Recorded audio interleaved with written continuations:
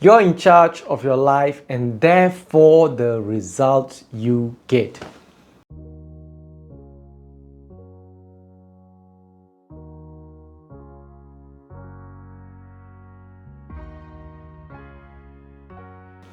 Hi guys, I'm Justin. First half of the year has completed and we are now moving on the second half of the year.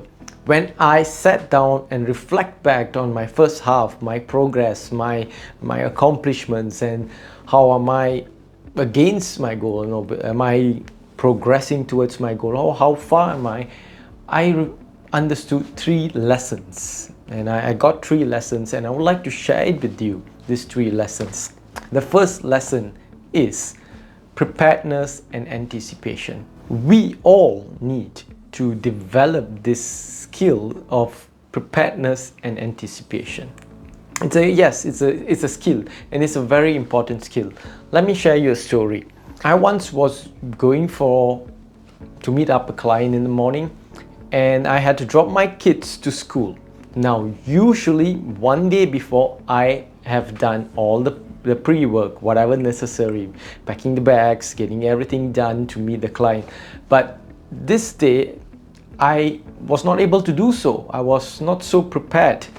And the next morning when I got up, I just put everything in my bag, put the laptops, put all the proposals all in my bag, and drive my kids to school, drop them to school, and heading towards to meet my client. Unfortunately, I had a hunch saying, no, Justin, check your bag. When I opened my bag, I found out that I had my laptop, but not the charger. So I had to turn back, go back home, get the charger, and head back to the appointment. Now, this appointment, I reached there on time, but this taught me the preparedness, the skill of preparedness. Sometimes we go for interview, we attend interview, we attend or go for a meeting, but we are not prepared. And the more prepared you are, the more confident you are to take hold or grab the opportunity. So be prepared. How prepared are you for the second half of the year? How prepared are you for this month? How prepared are you for this week? And the more prepared you are, the more ready you are to take hold and grab the opportunity. The second part of this is anticipation. If you are able to anticipate your client's needs or your customer needs, or maybe even the market, and where is it moving, you are able to really take advantage of this. Sometimes we don't anticipate and we end up in a dilemma. I was not prepared for this, because we don't anticipate. Our brain is always forecasting and moving forward, projecting in the future. But if we train ourselves to anticipate, focus on it, anticipate what's the client needs, what's my boss needs, or what's my CEO needs, prepared to address it, then you will be able to be one of the top. The second part is the state of being and frequency. This is very important because you are in charge of your own life and therefore the results you get. And being in charge of your own life is being in charge of your emotional state. Our actions that we take are very much influenced on the emotional state that we are being at the moment. And this can influence all your decisions that you make. Think about it. What are the emotions that you experience in a given week? Is it stressful, frustration, anger, or is it excitement, bliss, gratefulness? And if you're experiencing this emotion in a frequent basis, how does that emotion impact your decision making? Sometimes we need to stop, pause, and reflect on our emotional domain that we live in, or basically your default emotion. Yes, we have a default state, a state of being so-called bored. Some people have the state of being okay lah. I'm just okay lah. I got nothing to do. I'm just bored. I'm just tired. Some people emotional domain is tired. What is your emotional domain? And that emotional domain can really affect your decisions that you make in life.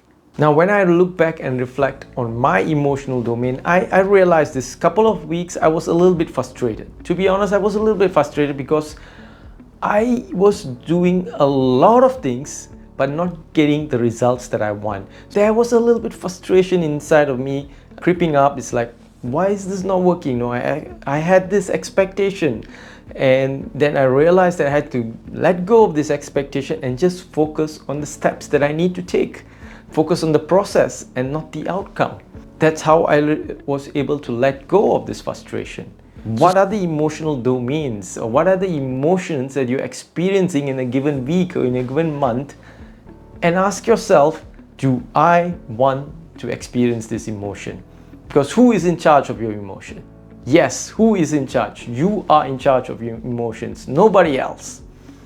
And yes, we all have the power to choose an experience with emotion that you want. Now, if you have the power to choose what emotions that you want to experience in a given week, in a given day, why not choose better? Why not choose more consciously? So if you don't want this particular emotions that you experience in a life, you don't want to experience stress, you don't want to experience anger, you don't want to experience being a victim, start making a decision first that this is going to end. And the second part towards is, what are the stories or belief that you keep repeating to yourself that makes you experience these emotions? And this is very important, because if we keep repeating the same script, the same stories to ourselves, we're going to experience the same emotions, and when we experience the same emotional states, we're going to make the same decision, we're going to behave the same way, and we're going to get the same results. If we want something different, we want a different results, we got to work from within to change our belief system, change our stories that we tell ourselves. That's lesson number 2 I learned. To let go of the limiting stories and embrace the stories that will produce the results that you want in life. And part 3 is something very personal to me. I would like to thank my friends and the committee who organized this reunion dinner. After 20 years, we met all my friends, and it was really a pleasant experience. It was a grateful experience meeting all of them after 20 years. And I realized 2 things. The first thing I realized is that I need to upgrade the way I look at people. What I mean by that is, to be more precise, to be more specific, is that after 20 years, I mean, all my bunch of friends that I've never met before after school days, and some of the friends that I frequently met, I know where they are going towards. I know their progress. I know which life stage they are. I know that I've been in contact with them. I have that picture in my mind, that model of my mind where I know where they are. But some of my reference were back in school. You know, some of them the last time I met them was in school.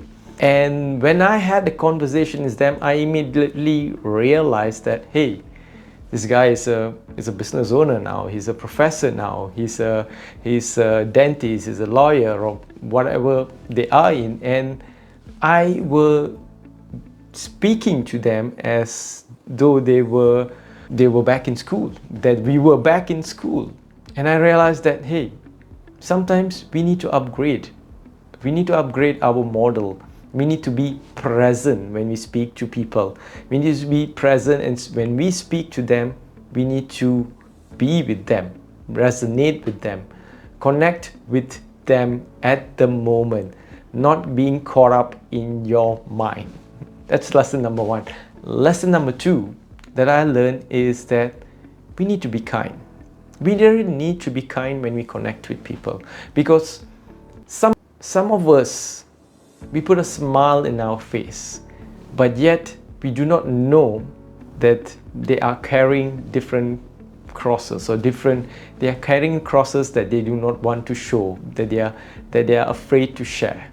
They are carrying certain challenges, obstacles that are so painful that they don't want to share.